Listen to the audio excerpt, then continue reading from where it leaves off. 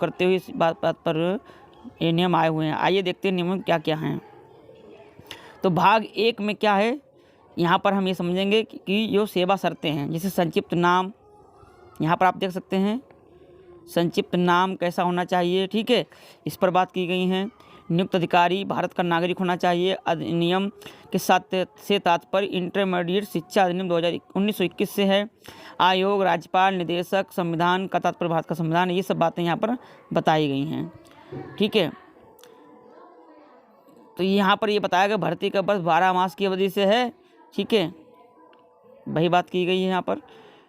और अब यहाँ पर ये हम भर्ती वाली बात जो है हमारे लिए इम्पोर्टेंट है, ये समझ लेते हैं। तो भर्ती का स्रोत यहाँ पर देखते हैं। तो देखिए श्रेणी 1 में क्या होगा, किसी इंटरमीडिएट कॉलेज के प्रधानाचार्य या हाई स्कूल का प्रधानाध्यापक, ठीक है, इसके लिए 100% आयोग के माध्यम से सीधी भर्ती होगी। यहाँ पर ये सीधी भर्ती होगी, कोई यहाँ पर टेंशन वाली बात नहीं है, ठीक है। श्रेणी 2 को हम समझ लेते हैं।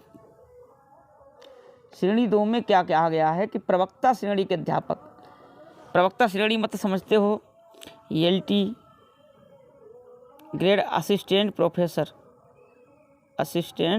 प्रोफेसर के बारे में यहाँ पर बात की गई है। तो यहाँ पर कहा गया 50% आयोग के माध्यम से सीधी भर्ती द्वारा, तो 50% जो है वो आयोग के माध्यम से सीधी भर्ती होगी, और 50% जो हैं वो प्रशिक्षित स्नातक यानी LT श्रेणी में से जिन्होंने भर्ती के वर्ष के प्रथम दिवस को इस भर्ती रूप में 5 वर्ष की सेवा पूरी कर ली हो, जो नियम 6 के अधीन पद के लिए विवाहित अपेक्षित अर्थ रखते हैं, उनके बारे में बात की गई है, ठीक है। तो 50% सीधी और 50% LT के माध्यम से, ठीक है। अगर अध्यापक नहीं है तो सीधी भर्ती द्वारा भी भरे जाएंगे। अब हम आते हैं श्रेणी 3 में, देखते हैं प्रशिक्षित स्नातक श्रेणी यानी TGT की बात हो रही है यहाँ पर। तो 100% आयोग के माध्यम से सीधी भर्ती यहाँ भी होगी, परंतु ऐसे इंटरमीडिएट कॉलेज और हाई स्कूल जहाँ संबद्ध प्राथमिक अध्यापक उत्तर प्रदेश हाई स्कूल तथा इंटरमीडिएट कॉलेज, ठीक है, अधिनियम 1971 के उपबंधों अधीन वेतन प्राप्त कर रहे हैं, में 75% पद सीधी भर्ती द्वारा भरे जाएंगे और शेष 25% पद संबद्ध प्राथमिक खंड के ऐसे प्रशिक्षित स्नातक अध्यापकों जो 5 वर्ष की संतोषजनक सेवा पूर्ण कर लिए हों में से पदोन्नत किए जाएंगे।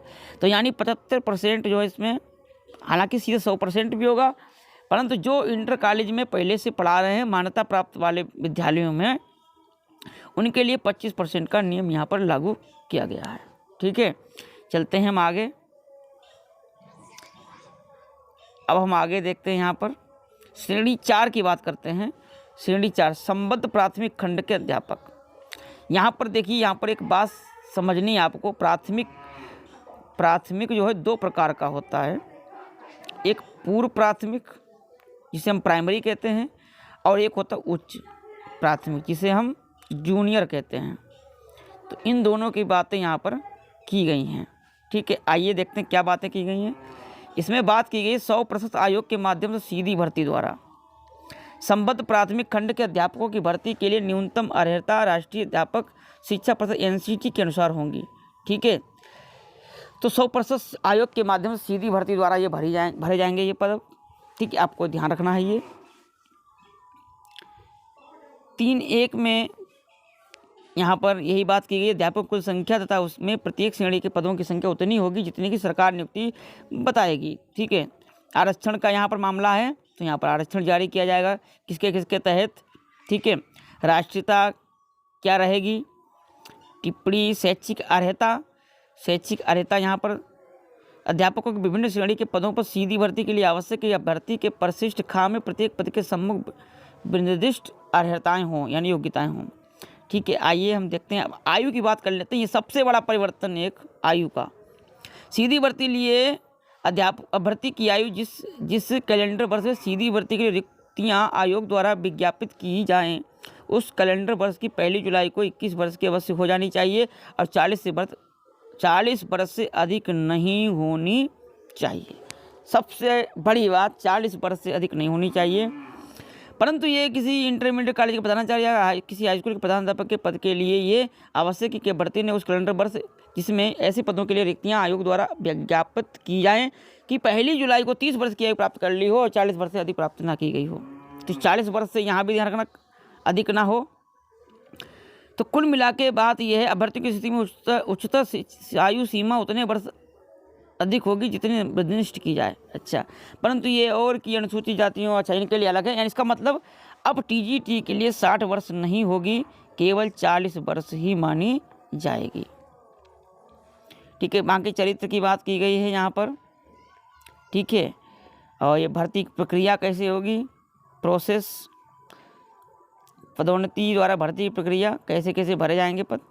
ठीक है, यहाँ पर ये टीजीटी के लिए बता दिए गए हैं कि वक्ता के लिए अर्थशास्त्र, भूगोल, इतिहास, यहाँ पर ये सब विषय बताए गए हैं, विज्ञान, गणित, अंग्रेजी। ठीक है, ठीक है, और कोई ख़ास बात यहाँ पर नहीं है। तो ये 2 बड़े परिवर्तन यहाँ पर देखे गए हैं।